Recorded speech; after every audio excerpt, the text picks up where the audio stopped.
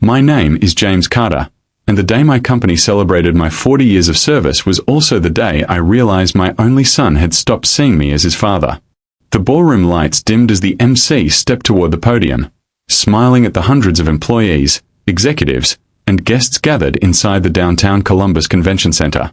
"Ladies and gentlemen," she announced, "today, we honor a man whose integrity has shaped this company for 4 decades." The giant screens behind her filled with photographs from another lifetime. There I was in 1986 wearing an oversized hard hat.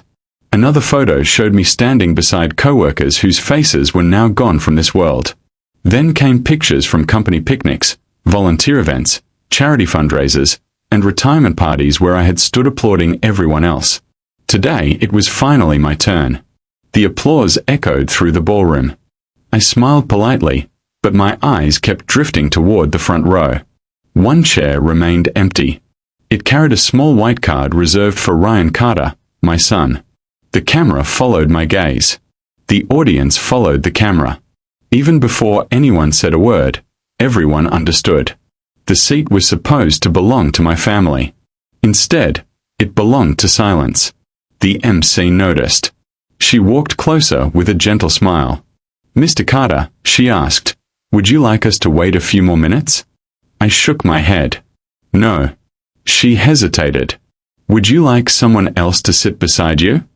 I looked across the ballroom. Near the back stood a nervous young man wearing a navy blue suit that clearly wasn't expensive, but had been carefully pressed. His hands were folded in front of him. He looked like he wasn't sure he belonged there. I smiled. "Daniel." His eyes widened. "My late best friend's son." The audience turned toward him. "Would you come sit with me?" Daniel looked almost frightened. "Me?" I nodded. "Your father would have been sitting there if he was still alive." The room became quiet. Daniel slowly walked down the aisle. He sat beside me. I patted his shoulder. "Thanks for coming." His voice barely escaped. I wouldn't have missed this. 5 minutes later, the CEO returned to the microphone. He smiled at me, then looked toward Daniel. "There is one final surprise." I frowned. I hadn't been told about any surprise. The CEO continued, "Years ago, James Carter quietly turned down several executive bonuses and asked instead that the company create a legacy fund honoring loyalty, sacrifice, and service to others." Murmurs spread across the ballroom. "Today, the CEO said that fund officially begins." He paused. The first recipient was personally selected by James. Daniel looked confused. "So today," the CEO smiled warmly, "Daniel Brooks will receive an $800,000 legacy gift." The ballroom exploded. People stood. Some cheered. Others cried. Daniel froze. "I think there's been a mistake." The CEO laughed softly. "There hasn't." Daniel covered his face. I simply squeezed his shoulder. "You earned this." 3 hours later, I sat alone in my pickup truck outside my small ranch house. My phone buzzed again and again and again. When I finally looked, 112 missed calls. Most were from Ryan. The rest his wife Ashley. Unknown numbers. Old relatives, even reporters. I stared at the screen for several long seconds. Then I placed the phone face down on the passenger seat because the story everyone had just witnessed on television had actually begun years earlier. Until 6 years ago, I never imagined my family would drift apart. My wife Linda and I had built a simple life. Nothing glamorous, nothing people would envy online, just honest work, cookouts in the backyard, camping trips every summer, Friday night pizza, church on Sunday mornings. Ryan grew up in that little brick house, believing we weren't wealthy.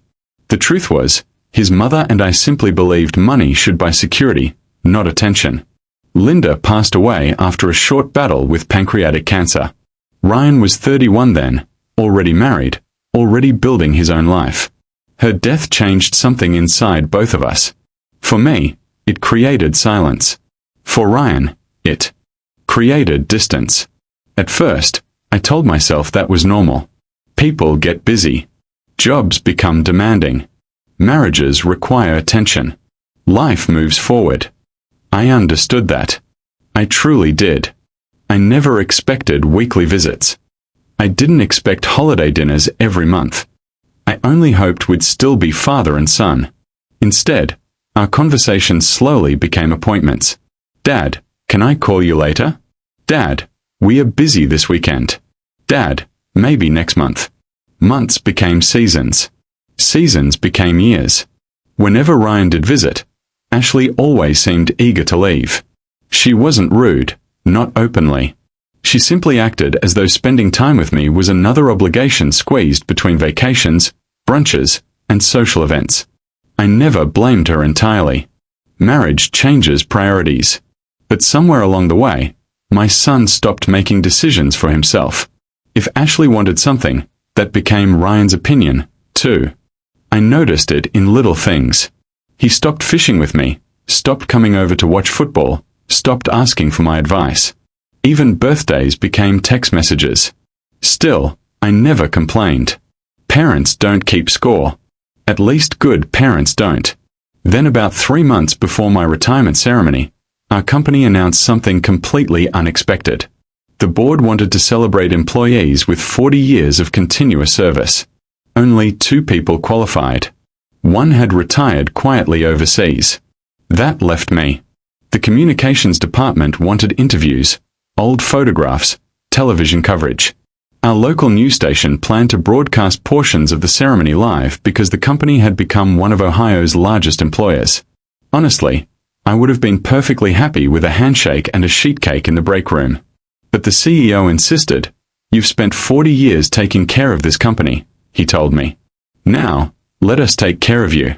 A week later, I drove to Ryan's house. He answered, wearing golf clothes. Ashley was loading suitcases into their SUV. "You heading somewhere?"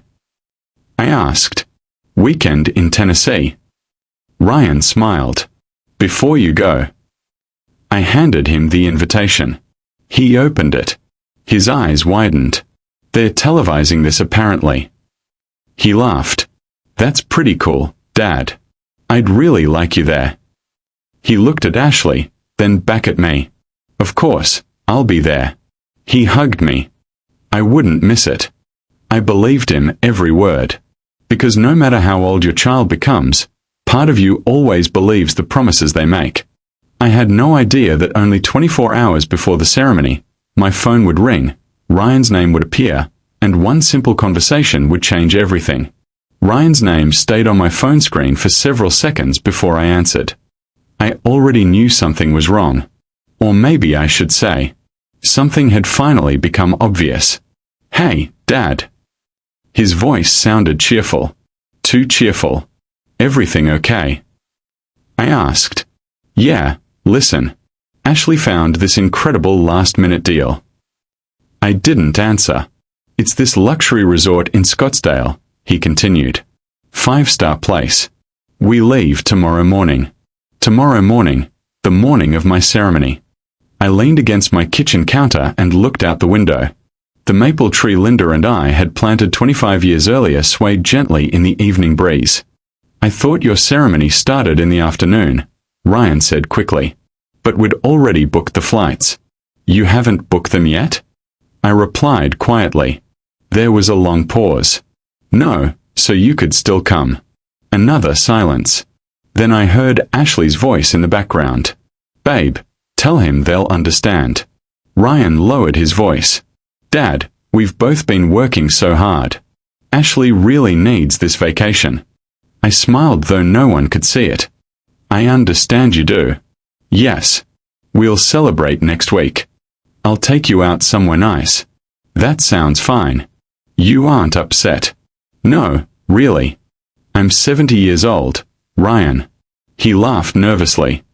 "I guess you've learned not to sweat the small stuff." If only he knew. We said goodbye. The house became quiet again. I stood there holding the phone long after the call had ended. Linda used to tell me something whenever Ryan disappointed us as a teenager. "Don't react while you're hurting. Wait until you're thinking clearly." She was always wiser than I was. So, I didn't call Ryan back. I didn't send a guilt-filled text. I didn't tell him how much his absence would hurt. Instead, I opened my contacts and scrolled to another name, Daniel Brooks. Daniel answered after the second ring. Mr. Carter, I hope I'm not interrupting dinner. Not at all. I have a favor to ask. Anything. There wasn't even a second of hesitation. That alone made my throat tighten. My company's holding a ceremony tomorrow. I remember you mentioning that my son won't be coming. Daniel became quiet. I'm sorry. I'd like someone sitting beside me. Another pause. Then he said softly, You want me there? Ido. I'd be honored.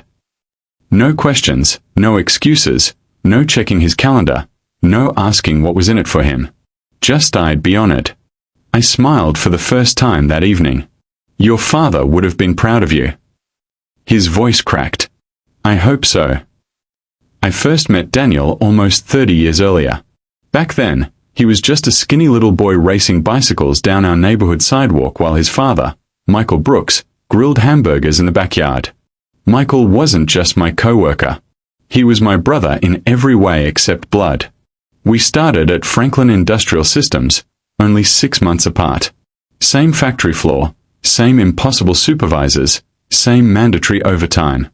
We bought our first homes within a year of each other. Our wives became best friends. Our sons grew up playing catch together. Some of my happiest memories involved Michael laughing so hard he couldn't finish telling a joke. He had this deep laugh that made everyone else laugh, too. The kind of man who never walked into a room without making it brighter. Then came the explosion. It happened during a maintenance shutdown. A faulty pressure valve. Wrong place. Wrong moment. Everything happened in seconds. Metal screamed. Steam filled the room. I couldn't see. Something heavy crashed beside me. Then another. I remember falling.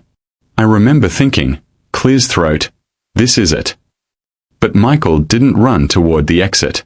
He ran toward me. He dragged me across the concrete floor while alarms echoed through the building. Later, the doctors told me another 30 seconds inside that room would have killed me. Michael never spoke about it afterward. Whenever someone called him a hero, he'd shrug. You'd have done the same. Maybe I would have, maybe I wouldn't. I'll never know because he never gave me the chance. Years later, cancer did what that explosion couldn't. Watching Michael disappear one hospital visit at a time remains one of the hardest things I've ever lived through. The night before he died, he asked everyone else to leave the room. Only the two of us remained. He reached for my hand. Look after my boy. I nodded. You won't have to ask twice. He smiled. I knew that. Those were the last words he ever spoke to me. Daniel was 19 then, too young to lose his father, too proud to ask anyone for help. He worked evenings stocking shelves at a grocery store, attended community college during the day, delivered pizzas on weekends. Every time I offered money, he politely refused. I'll figure it out. So instead, I found different ways to help. When his old pickup finally died, I connected him with a retired mechanic who rebuilt engines for almost nothing. When he transferred to Ohio State's engineering program, I introduced him to friends who helped him find affordable housing. When he graduated, I was sitting in the audience, not because anyone expected me to, because I'd promised his father. Life, however, had other plans. Daniel discovered he enjoyed mentoring teenagers more than engineering. He became a public school robotics teacher. Some people thought he was wasting his education. I disagreed. Every Christmas he mailed me a handwritten card. Every birthday he called. Whenever my gutters needed cleaning or my furnace acted up, Daniel somehow found out before I asked. He'd simply show up carrying a toolbox. Figured you could use another set of hands. That's the kind of man he became. Not because anyone rewarded him, because that's who Michael had raised. The next morning, I arrived at the convention center early. Daniel was already standing outside. He wore a navy suit that had obviously seen several weddings and funerals, yet he stood straighter than many executives walking through those doors. You clean up pretty well, I teased. He laughed. It's the only suit I own. It looks perfect. He handed me a small gift bag. You didn't have to buy me anything. It's not much. Inside sat a simple leather-bound journal. The first page carried one handwritten sentence. Some men earn promotions, others earn respect. You taught me the difference. For several seconds, I couldn't speak. Finally, I looked up. Your father would be proud. Daniel smiled. I've spent 20 years hoping you'd say that. Before we walked inside, my phone vibrated. Ryan had posted a new photo online. He and Ashley stood beside a sparkling resort pool. Both wore oversized sunglasses, cocktails in their hands. The caption read, "Finally taking the vacation we deserve. Life is too short, thousands of miles away." They were smiling. I quietly locked my phone, then turned toward Daniel. Ready? He nodded, as ready as I'll ever be. Neither of us knew that within the next 2 hours, the entire country watching that broadcast would witness a surprise none of us had expected. The ballroom looked even larger once every seat had been filled. More than 400 people had gathered that afternoon. Executives, factory workers, office staff, retired employees, community leaders, several local reporters. 2 television cameras rolled quietly near the stage while technicians whispered through headsets. Everything felt polished, professional, far more elaborate than anything I ever expected. Daniel and I sat together in the front row. He kept glancing around as if he were afraid someone would realize he didn't belong there.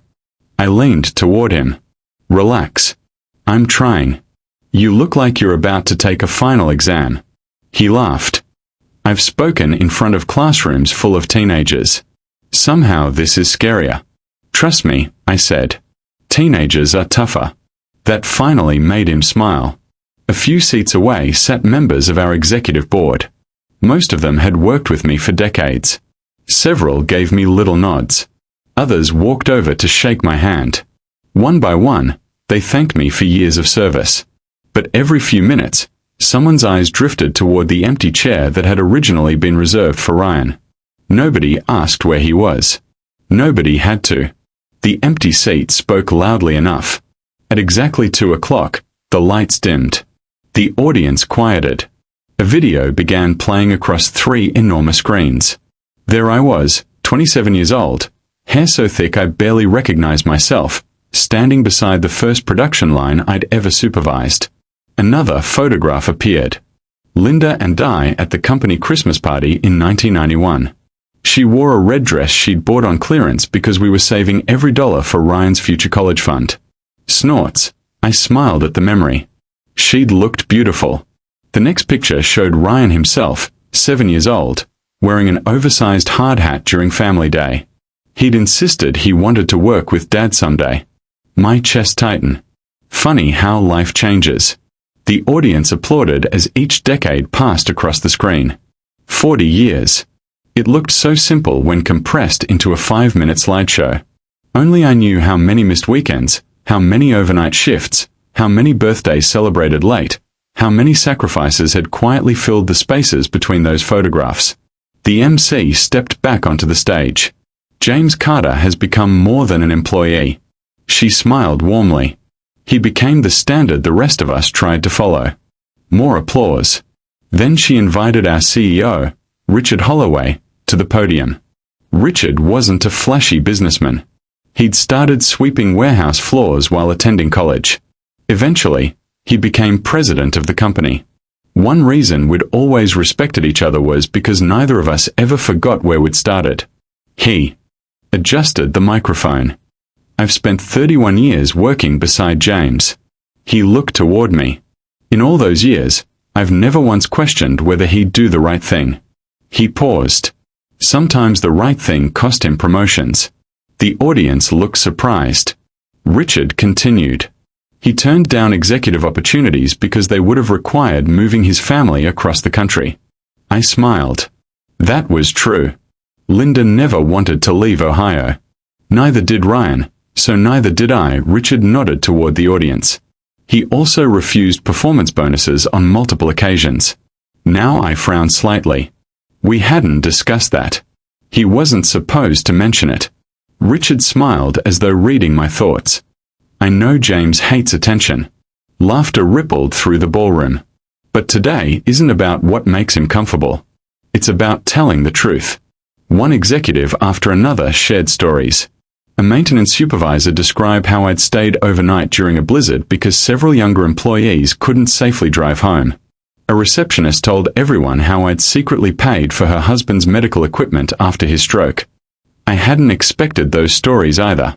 Honestly, I'd forgotten some of them myself because when you help someone, you usually don't keep records. You simply move on. Then Richard invited me onto the stage. The applause lasted nearly a full minute. Standing under those bright lights felt strangely uncomfortable. I would have preferred fixing machinery or organizing inventory, anything except becoming the center of attention. Richard handed me the Lifetime Legacy Award, a heavy crystal sculpture engraved with my name. 40 years. It suddenly felt real. He shook my hand. You earned every day of it. Then the MC returned. James. She smiled. We noticed someone sitting beside you today. The giant screen displayed Daniel. His eyes grew wide. The audience applauded politely. Would you tell us about him? I looked toward Daniel. He looked like he wanted the floor to open beneath him. I stepped closer to the microphone. His name is Daniel Brooks.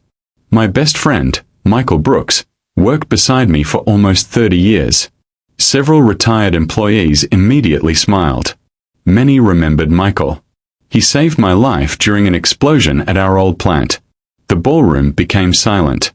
I continued quietly. When cancer took him, Daniel was only 19. I glanced toward him.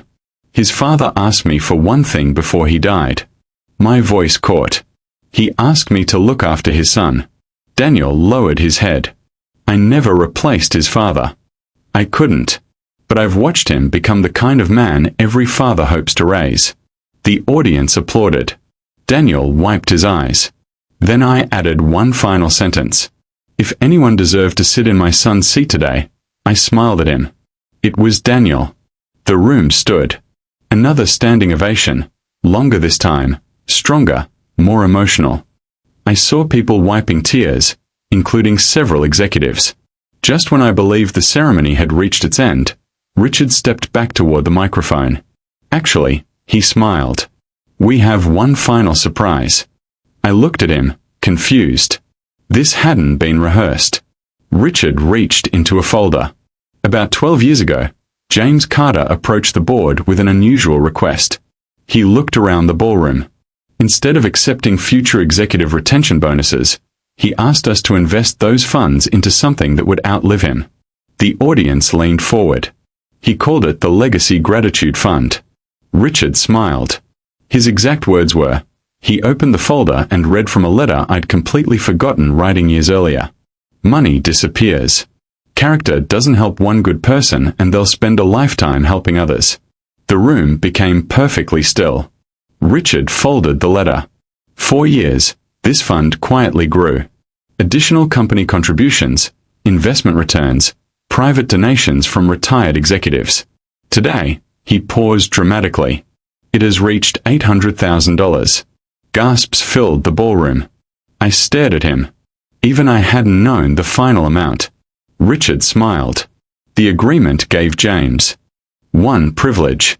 He alone would choose the very first recipient. Every camera turned toward me. Richard looked directly at Daniel. Daniel Brooks. Daniel looked completely frozen. Please join us on stage. He stood slowly, his knees visibly shook.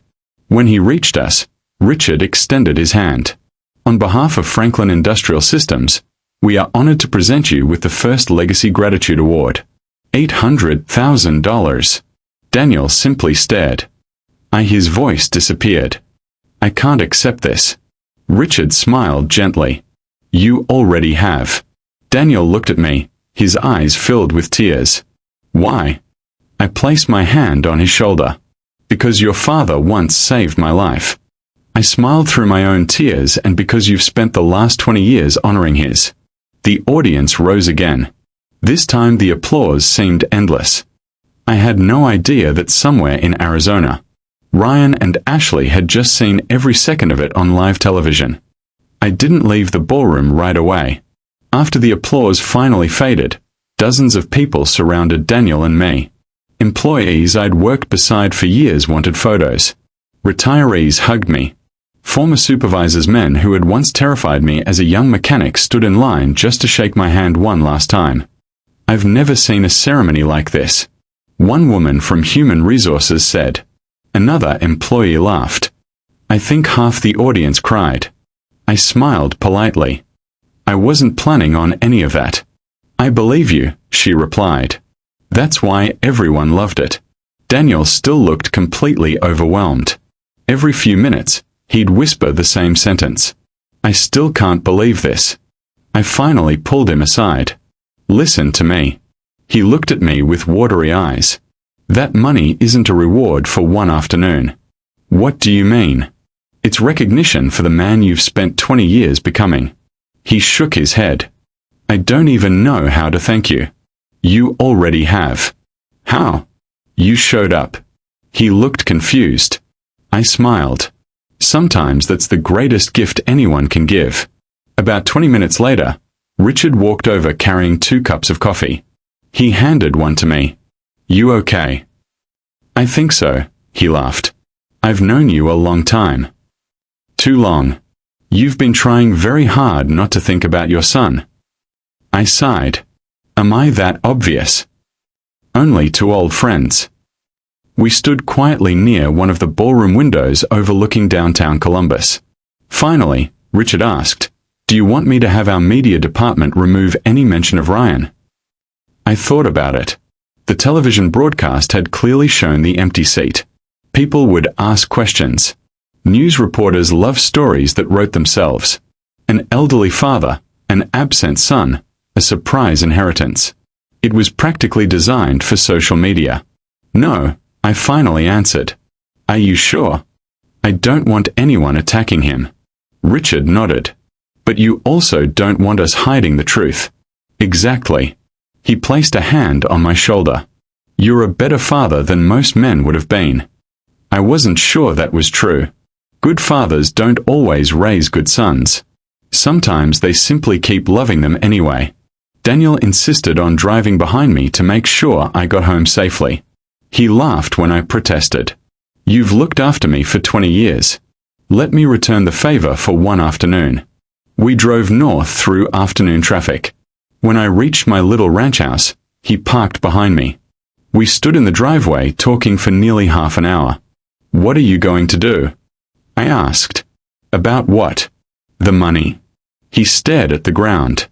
I honestly haven't thought that far. I figured you'd already have a list. He smiled. My students. I wasn't surprised. Our robotics program barely survives every year. We lose kids because families can't afford equipment. He paused. I want every child who loves engineering to have a chance. Then he laughed and maybe replace my 15-year-old pickup. I was wondering how long it would take before you admitted that. He grinned. It's making some very concerning noises. You've earned a newer truck. No. He looked at me seriously. My father earned that. Those words hit me harder than I expected. Michael would have smiled hearing his son say them. After Daniel finally left, I walked inside my house. The silence felt familiar. I loosened my tie, hung my suit jacket in the closet, placed the Crystal Award carefully on the fireplace mantel beside Linda's photograph. I looked at her smiling face. You would have liked today. For a moment, I could almost hear her answering. Then my phone began vibrating across the kitchen table. Once, twice, again, again, again. I frowned. Unknown number. I ignored it. Another call. Ryan. I ignored that one, too. Then Ashley. Then Ryan again. The phone wouldn't stop. Finally, I picked it up. The notification screen seemed endless. Missed call. Missed call. Voicemail. Text message. Another voicemail. When I finally reached the top, I counted them. 112 missed calls. I stared at the number. Then my phone rang again. Ryan. This time, I answered. Son. His breathing sounded rushed, almost panicked. Dad. Yes. Why didn't you tell me? I looked around my quiet kitchen. Tell you what, the money, $800,000. Yes, you knew. I knew there would be a gift. You never told me. You never asked. Silence. Then Dad, Ashley, and I are driving to the airport. I thought you were enjoying your vacation. We are leaving. No need. Dad, you've already spent money on flights. This isn't about the vacation. What is it about? He hesitated. He couldn't answer. Not immediately. Finally, he whispered, I should have been there. I closed my eyes. Yes, I made a mistake. You did. Another long silence. Then he asked quietly, Are you angry? I thought carefully before answering. No, you're not. I'm disappointed. There was a difference. A very big difference. Anger usually fades. Disappointment settles much deeper. Ashley suddenly grabbed the phone. James. Hello, Ashley. I think we've all gotten a little carried away. What do you mean? People online are making Ryan look like some terrible son. I haven't spoken to anyone online. I know, but that empty chair. What about it? It embarrassed us. I took a slow breath. No. What? It didn't embarrass you. She sounded confused. You embarrassed yourselves. Silence. Then she snapped. You could have warned us. I invited you. That's not what I mean. I know. Her voice became colder. People think Daniel deserves that money more than Ryan. I answered honestly. That's because Daniel was there. She made an irritated sound. So that's it. What? You replaced your own son? No. My voice remained calm. Ryan replaced himself. She had nothing left to say. She handed the phone back. Ryan spoke quietly. Dad, yes, I'm coming over tonight. I'll be here. I love you. The words surprised me. He hadn't said them in months, maybe longer. I love you, too. Then the call ended. Within hours, clips from the ceremony spread everywhere. Local television stations replayed the announcement. National websites picked up the story. Comment sections exploded. Many praised Daniel. Many admired the Legacy Gratitude Fund. Others focused on the empty chair. Complete strangers shared stories about parents who had sacrificed everything only to be forgotten by their children. Reading those comments made me uncomfortable. People only knew one afternoon. They didn't know my son. Not really. Ryan wasn't evil. He wasn't cruel. He wasn't greedy by nature. He had simply spent too many years believing there would always be another chance, another birthday, another dinner, another phone call, another ceremony, another tomorrow. Life has a painful way of proving otherwise. As darkness settled outside my windows, headlights finally turned into my driveway. Ryan had come home, but he wasn't alone. Ashley stepped out of the passenger seat beside him, and judging by the look on her face, this conversation was about to become much more complicated than I had imagined. I watched Ryan climb out of the SUV with his shoulders slumped, looking older than he had just that morning. Ashley climbed out after him, but unlike Ryan, she wasn't carrying regret. She was carrying anger. Ryan stood quietly at the edge of my driveway. Ashley marched straight toward the front porch. James, she called before I even opened the screen door. We need to talk. I unlocked the door. You'd better come in. Neither of them spoke as they entered the house. Ashley looked around my living room as though she'd never really seen it before. The same worn leather recliner, the same brick fireplace. Linda's favorite quilt folded neatly over the couch, the family photographs covering one wall. Ryan stared at those pictures for a long moment. There he was at 6 years old, proudly holding his first baseball trophy. There he was at 16 after getting his driver's license. There we were together on his college graduation day. His mother stood between us, smiling so brightly it still hurt to look at. Ryan swallowed hard. I haven't been here in a while. No, i answered softly. You haven't? Silence settled over the room. Finally, Ashley broke it. I'll just say what we are both thinking. Ryan looked at her. Ashley, no. She crossed her arms. $800,000. You knew Daniel for years. You could have at least mentioned something. I poured 3 glasses of iced tea and placed them on the coffee table. No one touched theirs. I didn't know the amount. You knew there was money. I knew there would be a gift. She leaned forward. And you chose someone else's son. I met her eyes. I chose someone who showed up. Ryan closed his eyes. Dad. Ashley turned toward him. Don't just sit there. He should have told us. Ryan looked exhausted. Ashley, he embarrassed us in front of the entire country. No. Ryan shook his head slowly. We embarrassed ourselves. She stared at him. What? He invited us. We said no. Her face hardened. So you're taking his side now? I'm taking the truth. The room fell quiet. For the first time since she'd walked inside, Ashley had no immediate response. Ryan finally looked at me. I owe you an apology. I nodded. You do. I'm sorry. I believe you. He looked surprised.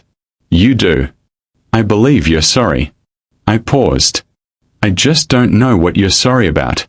He frowned. What do you mean? Are you sorry because you hurt me or because everyone else saw it happen? He didn't answer.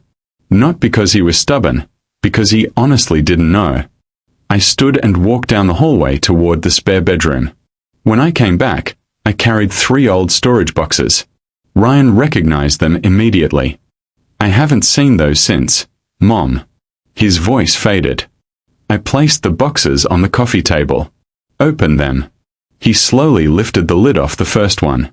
Inside were folders, receipts, old envelopes, handwritten notes. What is all this? Our life. He picked up a faded tuition statement from Ohio State. Across the top was his name. The balance had been marked paid in full. Another envelope held cancelled checks. One after another, semester after semester, books, housing, meal plans. Ryan looked confused. I thought scholarships covered most of this. They covered some. I never knew. You weren't supposed to. He reached deeper into the box. There were mortgage documents, the down payment for his first house, the loan I'd quietly co-signed before removing my name 2 years later.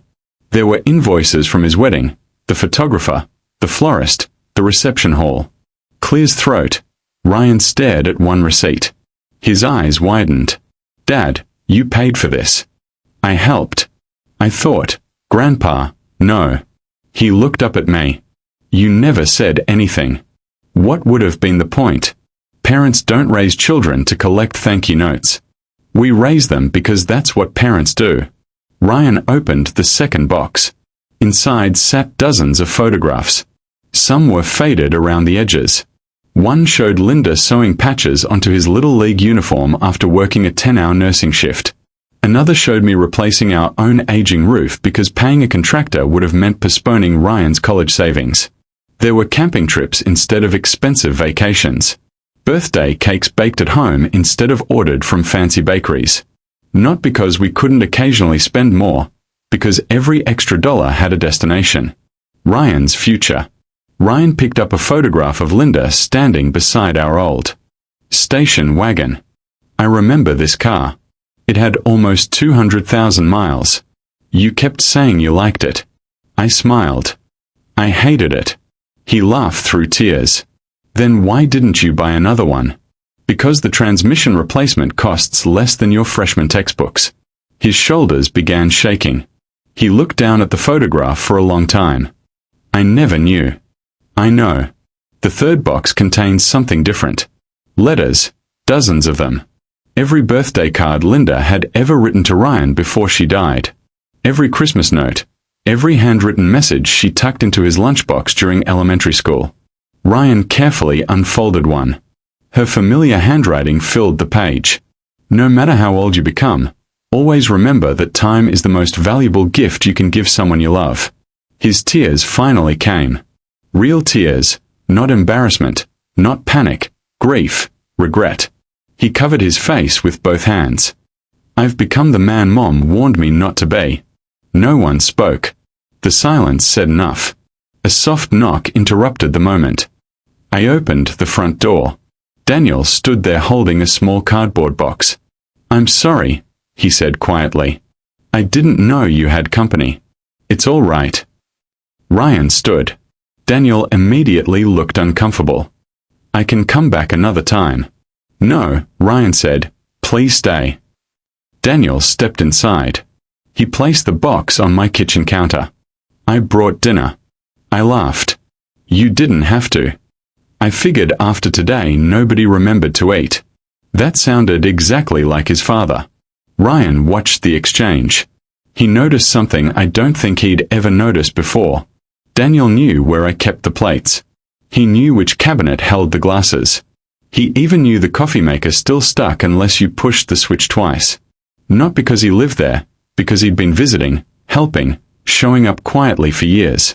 While my own son had been too busy. Ryan looked at Daniel. "How often do you come by?" Daniel hesitated. "I don't know. Every couple of weeks," I answered for him. "Sometimes more." Ryan nodded slowly. "You've been taking care of my dad." Daniel looked embarrassed. "He took care of me first." Ashley suddenly stood. "This is unbelievable." All three of us turned toward her. "So now everyone gets to act like Ryan is some terrible son." No one answered. She grabbed her purse. "I'm not sitting here listening to this guilt trip." Ryan looked at her. "You should go." She blinked. "What?" "You heard me." "Ryan, I need to stay for him." "For me." She stared at him for several long seconds before storming out the front door. The slam echoed through the house. Ryan didn't follow. Instead, he slowly turned back toward me. For the first time in years, he wasn't looking at me like an obligation. He was looking at me like his father. After Ashley left, the house felt strangely peaceful. No one rushed to fill the silence. Ryan sat at the kitchen table with his elbows resting on his knees, staring at the wooden floor. Daniel quietly unpacked the dinner he'd brought. Homemade chicken noodle soup, fresh bread from the bakery a few blocks away. Apple pie, the kind Linda used to bake every fall. "I hope you don't mind," Daniel said. "I figured today was too important for fast food." I smiled. "Your timing couldn't have been better." We sat down together. Three men, three very different stories. For the first few minutes, nobody talked much. Sometimes people imagine reconciliation happens because someone gives a perfect speech. Life doesn't usually work that way. More often, healing begins over something as ordinary as sharing a meal. Ryan finally broke the silence. "I honestly don't remember the last time we had dinner together." I looked at him. It was Thanksgiving. He frowned. "Number 3 years ago." His face fell. I thought it had only been a year. I nodded gently. Time moves faster than we realize. That sentence lingered over the table longer than anything else we'd said. The following week felt different. Ryan called every morning not to ask for anything, not to explain himself, simply to ask, "How are you today, Dad?" At first, I wondered whether guilt was talking, but guilt usually gets tired. Consistency doesn't. Monday became Tuesday. Tuesday became Friday. The calls continued. One afternoon, he stopped by carrying 2 fishing rods. I found these in my garage. I recognized them immediately. One belonged to him. The other belonged to me. I thought maybe. He hesitated. "If you're free, Saturday." I smiled. "I've been free for years." His eyes watered. "I know." That Saturday, we drove to the same little lake where ID taught him to fish when he was 8 years old. The old wooden dock still leaned slightly to one side. The paint had faded. The benches had been replaced. Everything else felt familiar. Ryan cast his line into the water. "I forgot how quiet this place is. That's why I like it." He looked out across the lake. "I used to think success meant having the biggest house, the nicest vacations, the newest car." He laughed softly. "I spent so much time chasing things that I forgot to make time for people." I didn't interrupt. He needed to hear himself say it. My whole life you've shown up. He looked at me and I stopped showing up for you. I nodded. Yes. I'm ashamed of that. I know you aren't making this easy. No. I smiled gently. Forgiveness isn't difficult. Trust is. He accepted that without arguing. That alone told me he was changing. Meanwhile, Daniel's life had transformed overnight. New stations continued sharing the story of the Legacy Gratitude Fund. Parents wrote letters thanking him for becoming a teacher. Former students posted messages online describing how he'd inspired them to study engineering. Instead of disappearing from public attention, Daniel used it for something meaningful. He announced that nearly half of the award would establish scholarships for students interested in robotics engineering and skilled trades. I wouldn't be standing here, he told reporters during one interview, if someone hadn't believed in me long before I believed in myself. He never mentioned my name unless someone asked. That was typical Daniel. He always redirected praise towards someone else. A month later, he invited Ryan and me to visit his classroom. Teenagers crowded around unfinished robots, computer screens, and tool benches. One young girl walked up shyly. Mr. Brooks says, "You're the reason we got new equipment." I laughed. No. I pointed toward Daniel. He's the reason. She smiled. He says you taught him generosity. Daniel overheard her. He looked at me across the classroom, sitting there. He stood as soon as he saw me. I wanted to make sure I got here early. You certainly did. I wasn't going to miss this one. He smiled sheepishly. Not for anything. Daniel sat on my other side. I looked at the two young men beside me. One connected by blood, the other connected by a promise. I realized something then. Family isn't weakened by gratitude. It's strengthened by it. The ceremony itself wasn't nearly as emotional as the first one. There were no surprise gifts. No television cameras focused on an empty chair. No shocking announcements. Just dozens of young apprentices meeting mentors who genuinely cared about their future. And honestly, that mattered far more than headlines ever could. As we walked toward the parking lot afterward, Ryan stopped beside my truck. Dad, yes. Thank you for what? For loving me. Even when I made it hard, I placed a hand on his shoulder. Being your father was never the hard part. What was waiting for you to find your way home? He wrapped his arms around me. The kind of hug that lasts long enough to say everything words cannot. For the first time in years, I felt my family becoming whole again. Not because money had changed anyone. Money hadn't repaired a single relationship. Choices had, time had, humility had, and love. The quiet, stubborn kind that refuses to disappear had finally been met with gratitude. If this story reminded you of someone who sacrificed quietly for your family, don't wait for a special occasion to tell them what they mean to you. Time is the one gift none of us can earn back. And if this journey touched your heart, I'd be honored if you shared it with someone who needs the reminder and subscribe for more stories about family second chances and the strength it takes to choose love over pride.